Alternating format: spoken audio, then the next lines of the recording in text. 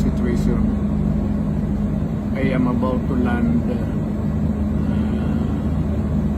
sa Hague. Galing ako Dubai. Stopover for it's a long haul, it's a long flight. Okay ako. Do not worry. And I think this is something to do with the law and order noon. At sinasabi ko naman sa mga pulis, military na trabaho kayo,